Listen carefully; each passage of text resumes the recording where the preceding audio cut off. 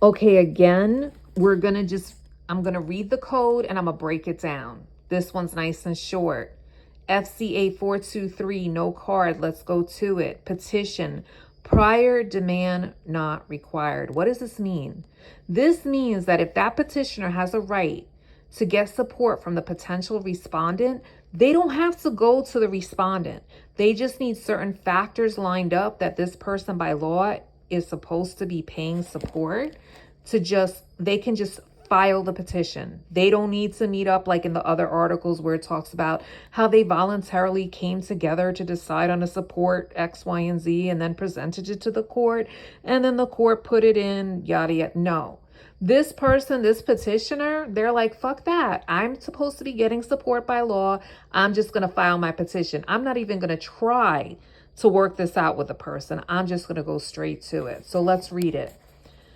Proceedings under this article are commenced by filing a petition, which may be made on information and belief. So in other words, the petitioner has the information and the belief.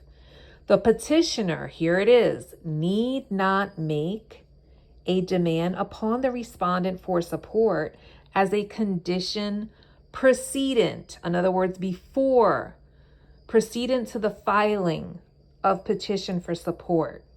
Any such petition for the establishment, modification, and or enforcement of a child support obligation for persons not in receipt of family assistance, which contains a request for child support enforcement services completed in a manner as specified in section 111G of the Social Services Law, shall constitute an application for such services. So basically, like, they already got all this information.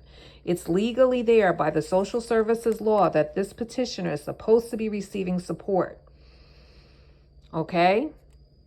Enforcement of a child support obligation for persons not in receipt. That means that petitioner is not in receipt of the family assistance, which contains a request for child support enforcement. So they're going to go out on their own and they're not even going to deal with the back and forth with the respondent. They're just going to go right after him and file that petition